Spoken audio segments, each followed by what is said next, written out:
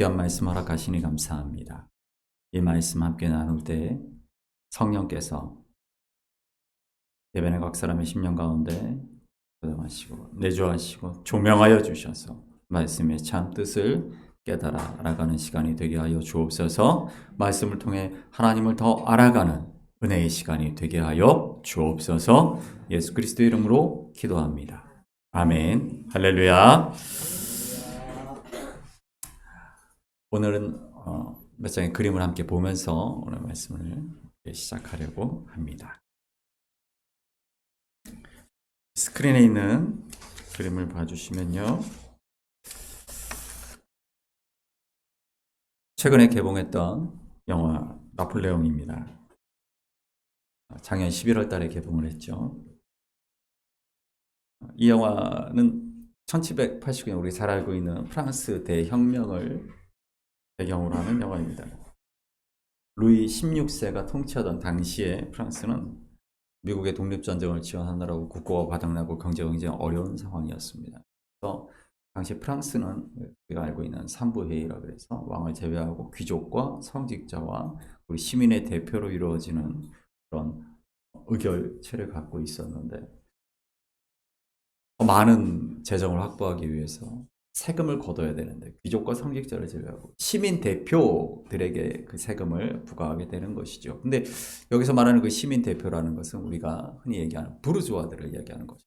시민 대표 160명이 테니스 코트에서 따로 그 문제를 놓고 이야기하는 그런 역사 사건을 시작으로 이제 프랑스 대혁명이 시작이 되죠. 그 프랑스 대혁명을 배경으로 하는 이 영화는 그래서 영화의 시작이 바로 루이 16세의 왕비였던 마리 앙투아네트가 단두대에서 거기 잘리는 것을 시작으로 이어가죠. 프랑스 대혁명은 사실은 우리가 아는 바와 같이 그렇게 대다수 국민 대다수의 민중들을 위한 혁명은 아니었습니다. 160명의 그 시민 대표라고 불리는 사람들, 당시의 시민이라고 하는 것은 대다수의 국민을 말하는 게 아닙니다. 프랑스의 시민으로 인정받는 사람들은 아주 극소수의 사람들이었어요. 더군다나 이 프랑스 대혁명을 주도했던 사람들은 오늘날 우리가 볼 때는 재벌 같은 사람들이에요. 네, 산업혁명으로 크게 돈을 번 상공업자라든가 그런 부자들, 그런 사람들을 말하고 있는. 그래서 1789년 이 프랑스 대혁명 우리가 자유평등 박애라고 그 정치를 이야기하지만 사실은 평등과는 거리가 멀었어요. 세금을 더 많이 내라고 말하는 것에 대한 반발하였던 부자들 중심의 혁명이었다라는 것이죠. 그 다음 사진을 보시게 되면 그림 보시면 이건 우리가 잘 알고 있는 많이 보는 교과서에도 많이 실리죠. 외젠 드라크로아가 그린 1830년 7월 혁명을 배경으로 하는 그런 그림입니다.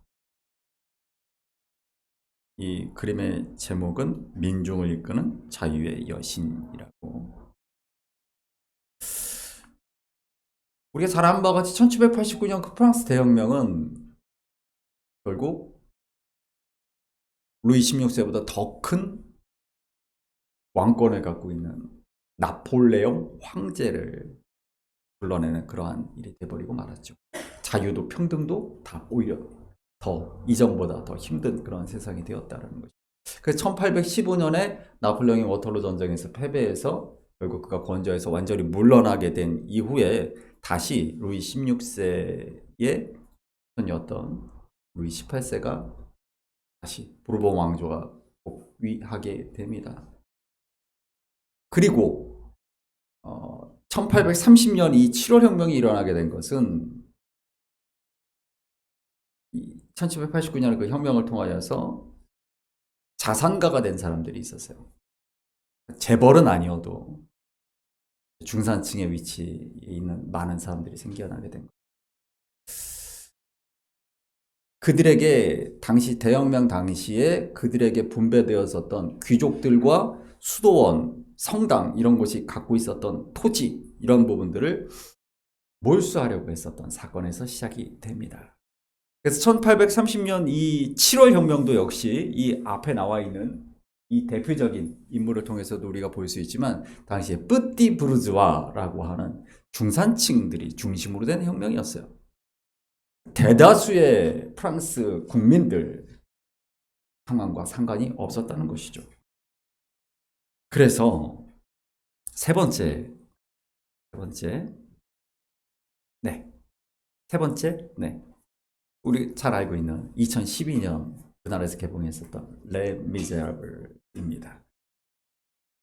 이 레 미제라블은 1789년 대혁명도 아니고 1830년 7월 혁명을 다룬 이야기도 아니에요. 이 빅토르 위고가 1862년에 지었던 원작 소설의 이 배경은 1832년 6월 민중봉기입니다. 왜 민중봉기라고 얘기하냐면 성공하지 못했거든요. 성공을 해야 혁명이죠. 이건 성공하지 못했습니다. 레 미제라블이라고 하는 이 제목은 영어 미저러블, 비참한 그 뜻이에요. 비참한 사람들이라는 내용을 갖고 무슨 얘기를 하는 거냐면 우리가 잘 아는 장발장 이야기가 있어요. 지호 장발장 알아? 장발장? 잘 몰라? 옛날에 볼 거 없고 읽을 거 없던 시절에는 그 시절을 살았던 우리 부모님 세대들은 장발장 다 아시죠? 네, 우리 요즘 자녀 세대들은 너무 볼 게 많고 읽을 게 너무 많아요. 네, 장발장 우리가 잘 압니다. 빵 하나 훔쳤다고 19년 옥살이를 했던 장발장의 이야기죠. 뭐 은초 때 이야기도 나오고 감동적인 이야기도 나오지만 이 영화를 보게 되면 혼자서 어린 딸을 키우는 앤 해서웨이가 보냈던 그 여인은 아프고 굶주린 자기의 딸을 위해 어린 딸을 위해서 가진 것이 없으니까 머리를 다 잘라서 팔고 팔 게 없으니까 이를 뽑습니다.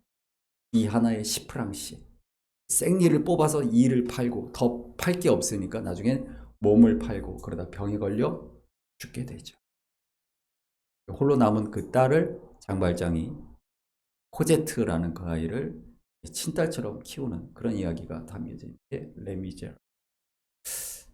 당시의 프랑스 대다수의 국민들, 민중들이 얼마나 비참한 삶을 살았는가에 대한 묘사가 영화에 잘 나옵니다.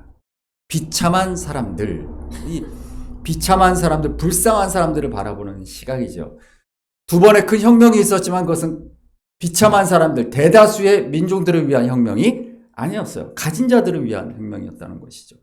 그렇기 때문에 이 영화에서도 보면은 바로 그 가진 자들이 갖고 있는 군대에 의해서 국가 경비대에 의해서 이 민중 봉기를 일으켰던 사람들. 이 라마르크라는 장군의 장례식 때 그 장례식을 참여했던 그 군중들이 일으키는 봉기가 바로 그 6월 민중 봉기인데 3일 만에 국가 권력에 의해서 제압이 됩니다. 혁명의 나라인데 왜 그런 일이 있는가?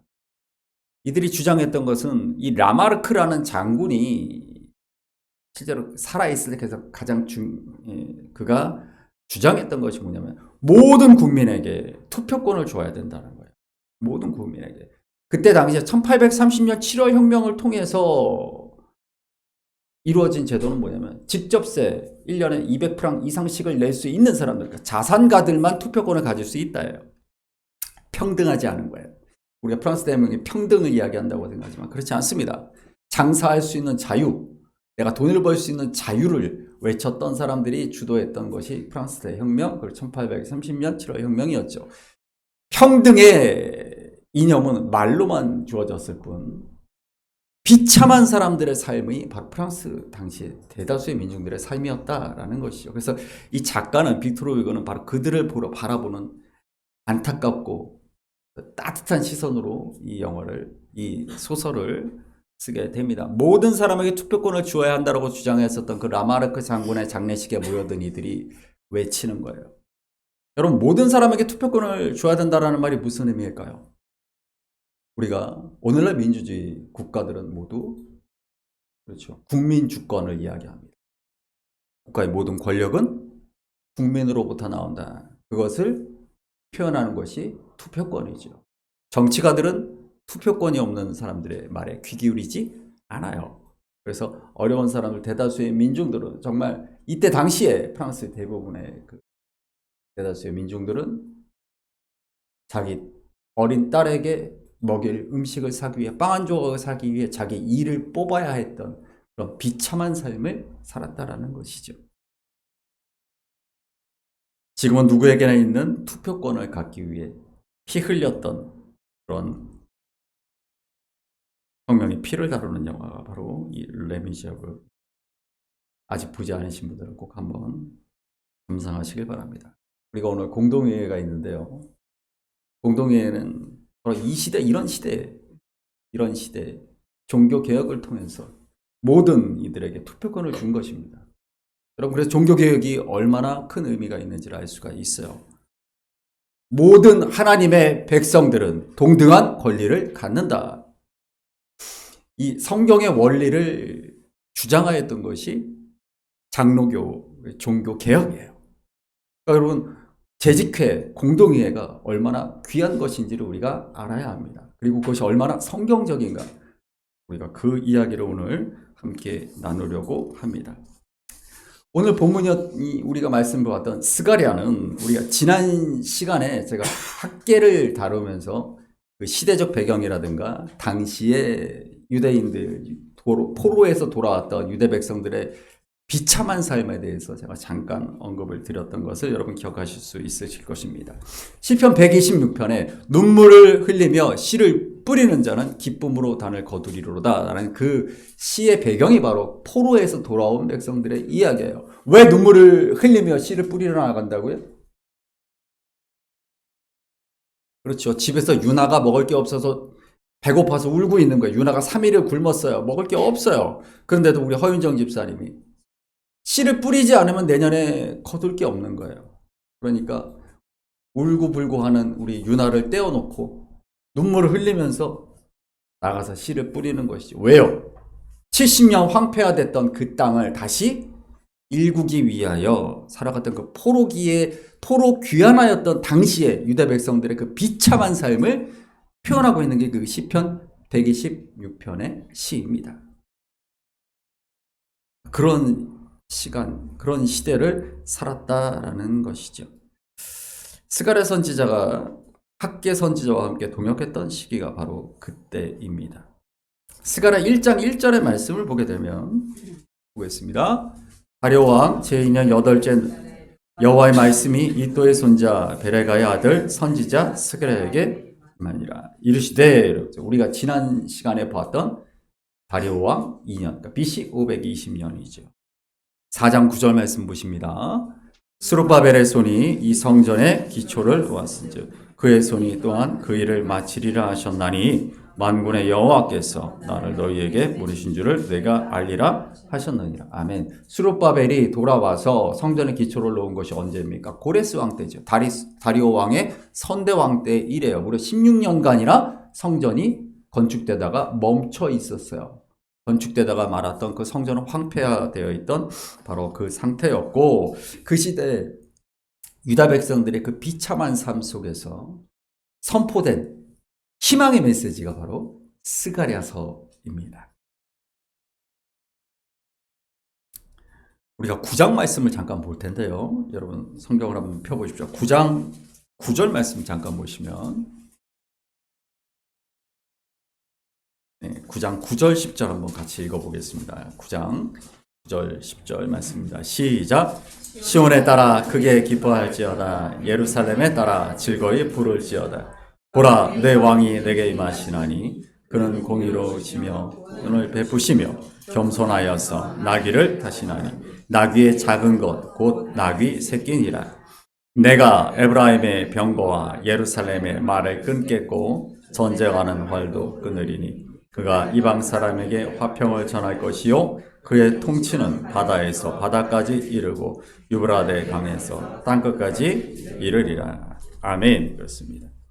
나귀 새끼를 타고 임하시는 그 메시아의 그 예언은 우리가 아는 바와 같이 마태복음 21장에서 예수님의 예루살렘 입성을 통하여 예언이 실현이 되지요. 시온에 따라라고 부르는 이 표현은 다음 말씀 보여주십시오. 우리가 잘 아는 바와 같이 누가복음 23장 28절 말씀을 같이 읽어볼까요? 예수께서 예루살렘의 딸들아 나를 위하여 울지 말고 너희와 너희 자녀를 위하여 울라. 시온에 따라 예루살렘에 따라 이게 여자를 가리키는 말이 아니다라는 말씀을 제가 드렸습니다. 마을, 도시, 국가, 그래서 예루살렘에 따라라고 말하는 것은 이스라엘 전체를 얘기하는 것이다 말씀드렸죠. 그래서 시온에 따라 크게 기뻐할지어다 예루살렘에 따라 즐거이 부를지어다. 이스라엘이여 하나님의 백성들이여 기뻐하라. 왜 그렇습니까? 왕이 임하신다. 그 왕은 어떤 왕인가? 우리 9장 9절에 봤던 것처럼 공의로우시며 권에 베푸시며 겸손하신 왕이다 라고 말하고 있는 것이죠. 공의를 히브리어로 짜데크라고 합니다. 짜데크. 근데 그 공의라는 말이 굉장히 중요한데 그것은 이상적인 왕은 공의로 다스리신다라고 성경에서 계속 반복되어 우리에게 말씀하고 있다는 것이죠. 우리가 수요일 날 온라인 사경회를 하면서 주님은 우리의 친구다, 나의 친구다라고 해서 그 친구라는 개념이 성경적인 친구라는 개념을 우리가 알아야 그 말씀의 뜻을 알 수 있다라는 말씀을 제가 드렸는데 왕도 마찬가지입니다. 주님은 나의 왕이십니다. 왕이신 나의 하나님, 우리가 말할 때 그 왕, 성경에서 말하는 하나님이 세우시는 그 왕의 개념을 우리가 모르면 우리가 그냥 조선시대 왕, 우리가 아는 뭐 유럽의 왕, 이런 왕을 가지고 생각을 하면 그 말씀을 이해할 수가 없어요. 하나님이 세우시는 왕은 어떤 왕이냐면 공의로우신 하나님을 대신하여 하나님이 세우신 하나님과 동역하는 공의를 실현하는 왕이다라는 것입니다. 우리 시편 72편 1절 2절 말씀을 잠깐 봅니다. 하나님이여 주의 판단력을 왕에게 주시고 주의 공의를 왕의 아들에게 주소서. 그가 주의 백성을 공의로 재판하며 주의 가난한 자를 정의로 재판하리니. 아멘. 시편은 총 150편의 시가 여러 가지 형식으로 나눠지는데 여러 가지 유형들 중에 찬양시가, 탄원시가 있고 그리고 제왕시가 있습니다. 제왕시에 들어가는 것인데 하나님의 왕은 어떤 존재인가에 대한 내용이죠. 공의로 재판하는 자다라고 말합니다. 공의로 재판하는 자. 공의를 가지고 가난한 사람을 돌보는 것, 이것을 공의라고 하는 거예요. 그것이 왕의 역할이에요. 이스라엘의 왕의 역할이 거기에 있다라는 거예요. 여러분, 우리가 스가랴 9장 10절을 보시면서 누가 떠오르셨습니까? 우리 수요 온라인 사경회 하셨던 분들은 다윗과 솔로몬이 떠올랐죠? 네. 에브라임의 병거가 예루살렘의 말을 끊겠고 라고 하는 표현에서 하나님이 말씀하신 대로 말의 힘줄을 끊었던 다윗과 오히려 병거성들을 곳곳에 만들었던 솔로몬의 차이를 우리는 볼 수가 있었다라는 것이죠. 왜 다윗이 하나님께 인정받았던 왕이고 왜 솔로몬이 하나님께 버림받는 왕이었는가, 징계받는 왕이었는가? 바로 그 차이가 거기에 있습니다. 다윗은 공의로운 왕이었고 솔로몬은 그러지 못했다라는 것이죠. 다윗은 하나님의 공의를 실현하는 왕이었다. 솔로몬은 그렇지 않았다. 근데 우리가 볼 때 가장 이성적인 왕의 모습은 솔로몬입니다. 왜 그렇습니까? 국방력을 강화하여서 많은 무역을 통해서 재산을 축적하여 나라를 부강하게 만들었다. 우리 솔로몬이가 훌륭한 왕 같지요. 그러나 하나님 보실 때는 그게 아니다라는 것입니다. 예레미야 23장 5절의 말씀을 보시면 같이 읽어보겠습니다. 여호와의 말씀입니다. 내가 다윗에게 한 의로운 6절입니다. 그가 왕이 되어 지혜롭게 다스리며 세상에서 정의와 공의를 행할 것이며 그의 날에 유다는 구원을 받겠고 이스라엘은 평안히 살 것이며 이름은 여호와 우리의 공의라 일컬음을 아멘.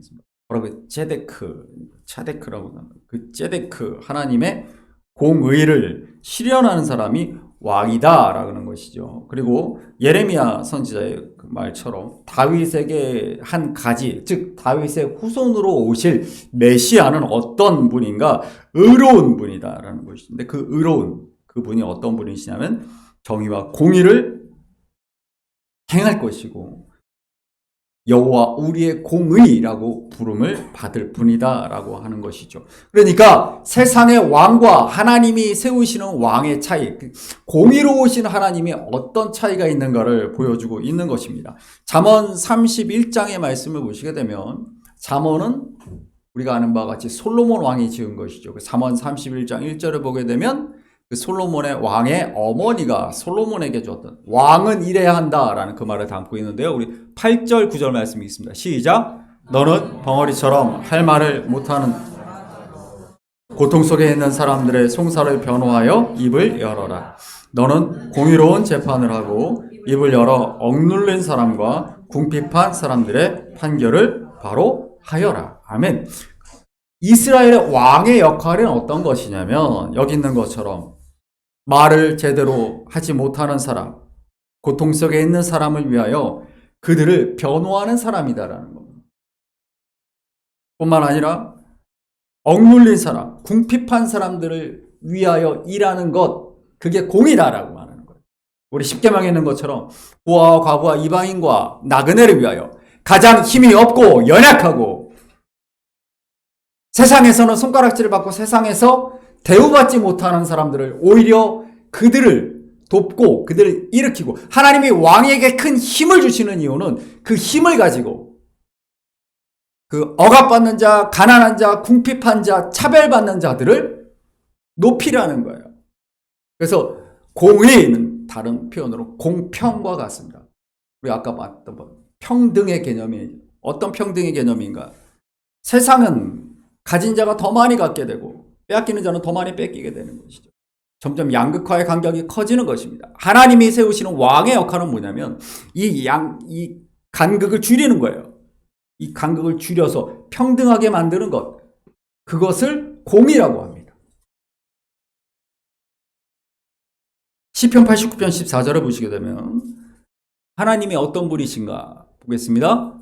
의와 공의가 주의 보좌의 기초라. 인자함과 진실함이 주 앞에 있나이다. 아멘. 의와 공의가 인자함과 진실함으로 서로 대꾸처럼 되어 있죠. 그래서 의라고 말할 때 미슈파트라고 정의를 이야기하고 공의는 제닥합니다. 여기 인자함이 나오는 이유가 바로 그 다음 보여주십시오.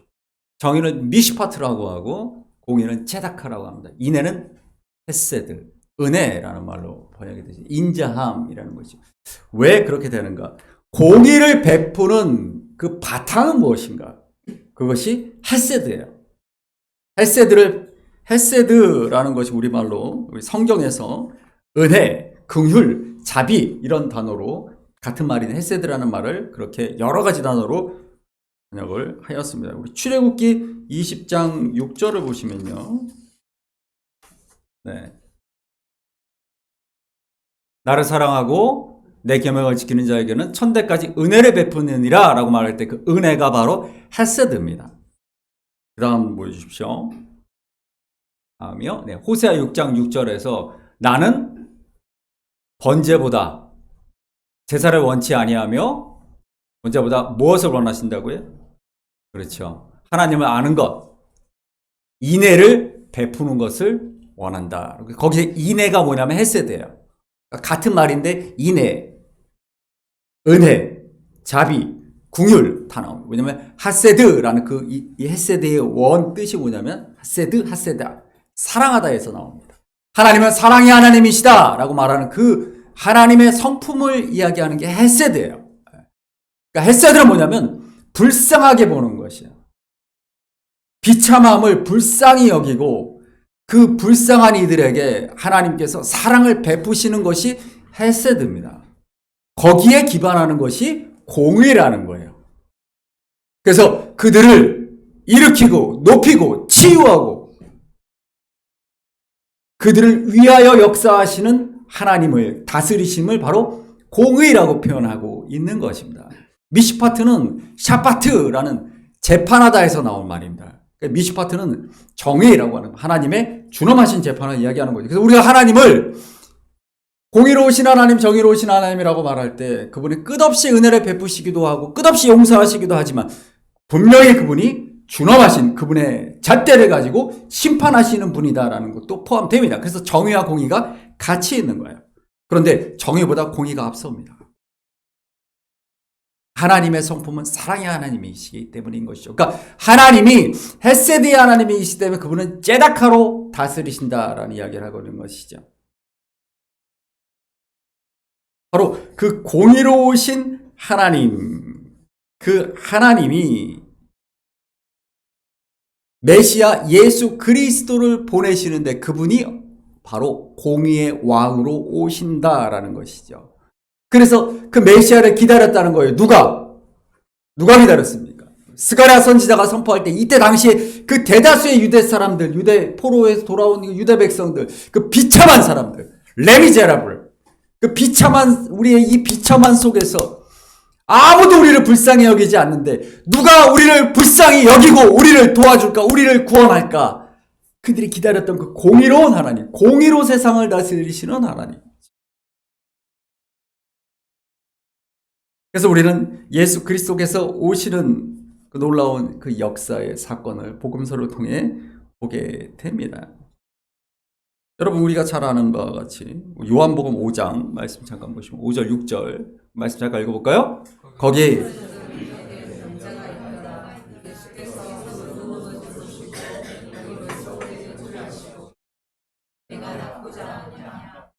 아멘. 여러분 이 사건이 벌어진 장소가 어디입니까? 베데스다죠. 베데스다 연못이라고 표현되는데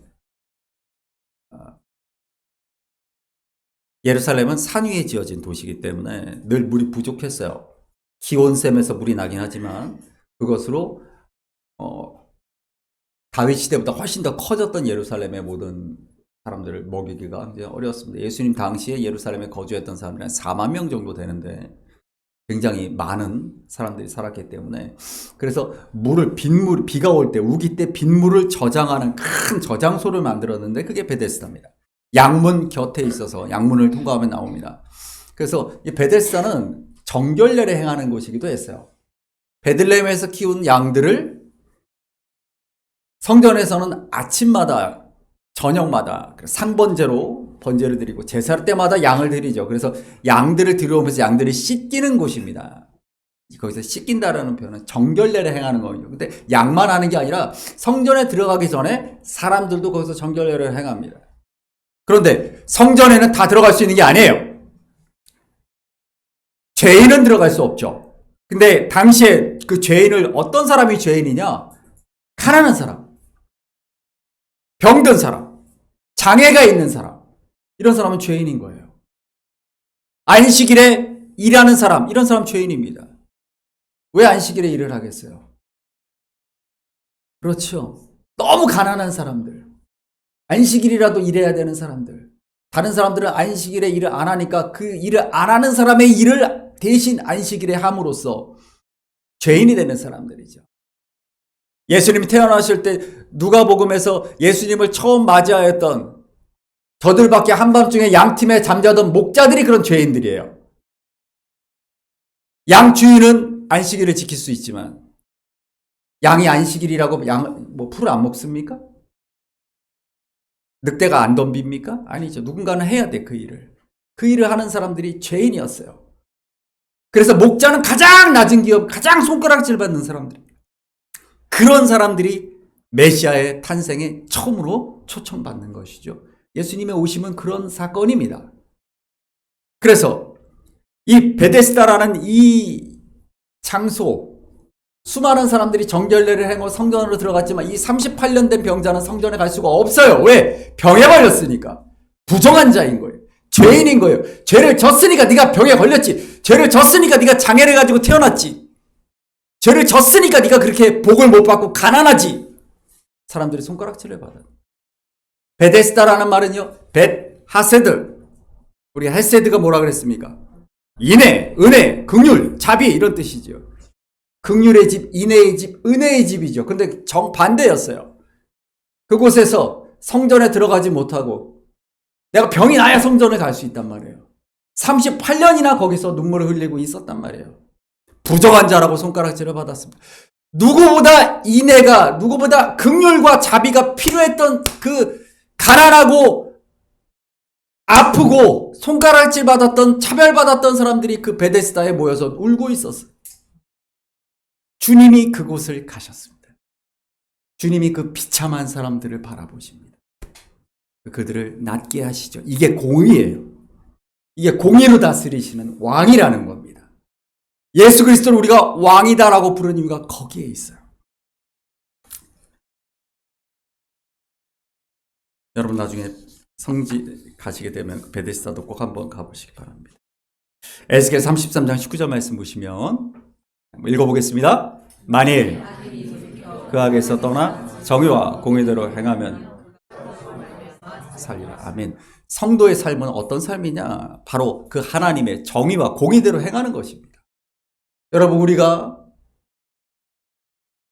하나님의 사랑을 베풀어야 된다라고 말하는 이유는 뭐냐면 공의의 하나님을 우리가 정의의 하나님을 따라 공의로우신 예수 그리스도의 성품을 닮아 그분이 삶대로 우리가 공의를 행해야 되기 때문에 그렇습니다.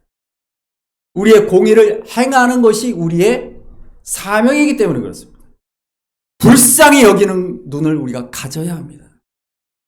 주님이 바라보시며 불쌍히 여기는 그 마음을 우리가 가질 수 있어야 합니다. 가난한 사람을 돕는 것이 사랑이다 이렇게 간단한 말은 아니에요. 그로 말미암아 살리라라는 이 말씀을 우리가 기억해야 합니다. 우리에게 영생을 허락하시는 하나님께서 하나님의 백성이 이 땅 가운데에서 공의의 하나님과 동역하여 공의를 베풀라라고 우리에게 말씀하시는 것이요. 우리 삶 가운데 정의로운 삶은 우리가 많이 얘기합니다. 여기서 말하는 정의는 하나님의 잣대로 살아가는 삶이죠. 그래서 우리가 그런 얘기를 많이 합니다. 하나님 원하시는 대로 하나님의 계명을 잘 준행하고 지키면 그것이 정의다라고 하는 것이죠. 그런데 그것이 아니에요. 그걸로 끝나지 않습니다. 예수 그리스도께서 오셔서 베푸신 그 공의를 기억해 보십시오. 사람들에게 창녀라고 손가락질 받았던 사람들, 세리라고 손가락질 받았던 사람들, 그 많은 병에 걸려서 부정하다라고 손가락질 받았던 그들을 향하여 주님은 불쌍히 여기시는 헤세드의 마음으로 그들을 바라고 그들을 바라보시고 그들을 초청하시고 치유하셨다라는 것이 그게 공의로 다스리는 왕이에요. 이게 우리의 왕이신 주님이라고 우리가 고백할 때 바로 그것입니다. 그렇기 때문에 우리가 그분에게 기도하는 걸 왜요? 내가 그 헤세드가 필요한 사람이기 때문에 그래요. 여러분의 자신의 모습을 보십시오. 누가 나를 불쌍히 여기겠습니까? 내 마음은 이렇게 지옥 같고 상처와 슬픔으로 내 마음이 가득하고 남에게 털어놓을 수 없는 고통이 내 마음 가운데 있어요. 나를 불쌍히 여기시는 하나님, 나를 향하여 헤세드로 공의를 베푸시는 그 하나님이 우리의 공의로우신 하나님, 공의의 왕으로 오신 예수 그리스도를 우리가 바라볼 수 있어야 할 줄 믿습니다. 그분이 오늘도 이 비참한 누구도 돌아보지 않는 이 마음을 아신단 말이에요. 그래서 우리가 기도하는 것입니다. 주님은 나를 그 연민의 눈으로, 긍휼의 눈으로, 자비의 눈으로 오늘도 보고 계시거든요. 우리가 스가랴 12장 오늘 우리가 읽었던 본문의 말씀인데 잠깐 보시면 우리 10절, 11절 말씀 한번 읽어봅니다. 시작. 내가 다윗의 집과 예루살렘 주민에게 은총과 간구하는 심령을 부어주리니 그들이 그 찌른 바 그를 바라보고 그를 위하여 애통하기를 극자를 위하여 애통하듯 하며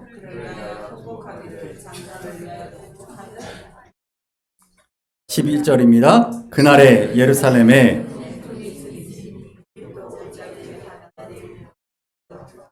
같을 것이라. 아멘. 수요 온라인 사경회 때 제가 무깃도 사진 보여드렸죠? 무깃도. 이스라엘 평야를 뒤로 하는 무깃도에서 제가 이렇게 전차 위에 올라가서 이렇게 모자 흔드는 사진 제가 수요일 날 온라인 사경회 때 보여드렸는데 무기또 골짜기가 우리가 생각하는 산골짜기가 아니고 드넓은 평원이다라는 말씀을 드렸습니다. 골짜기에서 전쟁이 일어난다는 말씀드렸죠. 무기또 골짜기 하다드림에 있었던 애통이 어떤 애통입니까? 그 무기또에서 열왕기하 23장 말씀 봅니다. 요시야 애굽의 왕 바로느고가 아수르 왕을 치고자 하여 유브라데 강으로 올라가므로 요시야 왕이 맞서 나갔더니 애굽 왕이 요시야를 무기또에서 만났을 때 죽인지라. 아멘. 요시야 왕은 히스기야 하나님께서 사랑하셨던 왕이었죠. 하나님의 공의와 정의를 베풀었던 왕입니다. 그 왕이 무기또에서 죽었던. 그래서 온 유대가 애통하였던 바로 그 얘기를 하고 있는 것이죠. 우리 10절의 말씀에서 그 애통은 어떤 일을 통하여 이루어집니까? 어떤 일 때문에 이루어집니까? 그들이 찌른 바 그를 바라보고 메시아 예수 그리스도께서 십자가에서 죽으실 것을 예언하는 것이죠. 왜 그런 일이 일어날까요? 우리 요한복음 19장 34절 시은이가 감기에 걸렸는데도 우리가 또렷하게 잘 읽어주었던 말씀입니다. 우리 한번 읽어봅니다. 그중 한 군인이 창으로 옆구리를 찌르니 곧 피와 아멘. 37절에도 봅니다. 또 다른 성경에 그들이 아멘. 여기 말하는 또 다른 성경이 우리가 읽었던 스가랴서입니다. 스가랴서에서 찔림받아요. 죽임을 당하는 그 메시아를 그게 요한복음에서 어떻게 실현되는지를 보여주고 있는 것이에요. 여러분 십자가는 공의로우신 하나님의 그 공의가 그대로 발현된 가장 정점에 있는 것입니다. 그분은 우리를 죄인으로 심판할 수도 있지만 그분의 정의에 앞서서 그분은 공의로 헤세드로 우리를 구원하시기 위하여 죽임을 당하시는 길을 선택하신 것이죠. 그래서 헤세드의 정점이 바로 십자가예요. 공의로우신 왕이 우리가 죽어야 되는데 내가 죄를 지었기 때문에 내가 하나님의 재판을 받아야 되는데 나 대신 주님이 그 죄를 지신 것이죠. 그게 십자가입니다. 우리를 불쌍히 여기심으로 그 공의를 베푸사 십자가의 은혜를 주신 것이죠. 그 십자가에서 물과 피를 쏟으심으로 우리에게 생명을 주신 것입니다. 그게 공의의 왕의 걸음이에요. 세상의 왕과 하나님이 세우시는 하나님의 왕의 차이가 거기에 있는 겁니다. 공의의 왕은 결국 자기를 죽기까지 그 공의로 인해 그 헤세드로 인하여 불쌍히 여김으로 인해 자신을 희생하는 것입니다. 그래서 우리가 사랑을 이야기할 때 자신을 희생하는 것이라고 말하는 것이죠. 주님이 그 사랑으로 인하여 십자가를 지신 것을 말하고 있는 것입니다. 우리 로마서 3장 25절 26절 말씀 보겠습니다. 이 예수를 하나님이 그의 피로써 믿음으로 말미암는 화목제물로 세우셨으니 이는 하나님께서 길이 참으시는 중에 전에 지은 죄를 간과하시고 자기의 의로우심을 나타내려 하심이니 곧 이때에 자기도 의로우시며 또한 예수 믿는 자를 의롭다 하려 하심이라. 아멘. 그렇습니다. 여기서 나타난 하나님의 의가 무엇입니까? 그것이 하나님의 공의입니다. 공의로 다스리시는 그 하나님의 그 사랑과 은혜가 오늘 우리에게 십자가의 놀라운 구원의 은혜로 주어진 줄 믿습니다. 십자가를 바라볼 때마다 여러분 공의의 왕이신 주님께서 그 헤세드의 마음으로 우리를 위하여 십자가를 지셨음을 기억하시고 또한 우리가 에스겔서 말씀 보았던 것처럼 우리 또한 공의를 베풀고 나를 불쌍히 비참한 나의 삶을 불쌍히 여기시는 그 하나님을 기억하며 우리가 또한 서로가 서로를 그런 눈으로 바라볼 수 있어야 합니다. 부모가 자녀를 바라볼 때 헤세드의 눈으로 바라봐야 합니다. 불쌍한 마음으로 바라봐야 합니다. 자녀가 부모를 바라볼 때도 그 마음으로 바라봐야 돼요. 우리 부모님을 바라볼 때 얼마나 고생하시고 얼마나 힘든 가운데 그 시간들 가운데 그것을 이겨내고 계신가. 불쌍한 마음으로 헤세드의 눈으로 부모를 바라볼 수 있어야 됩니다. 자녀들을 바라볼 때도 마찬가지예요. 우리 박영수 집사님, 우리 혜인 자매 바라볼 때도 불쌍하다. 은혜의 마음으로 바라보시기 바랍니다. 네. 또한 여러분 옆에 있는 우리 성도들을 바라보십시오. 네. 헤세드의 눈으로 바라봐야 합니다. 사랑과 우리가 공의와 정의를 행하라. 그것이 너희를 살릴 것이다. 라는 그 말씀을 기억하면서 늘 우리가 그런 공의로 하나가 될 수 있는 믿음의 공동체, 공의의 공동체가 되기를 간절히 소망합니다. 이 시간 여러분 가지고 계신 주보에 보시게 되면 무엇이 변치 않아 찬양이 있습니다. 우리 찬양을 함께 하나님께 올려드리겠습니다.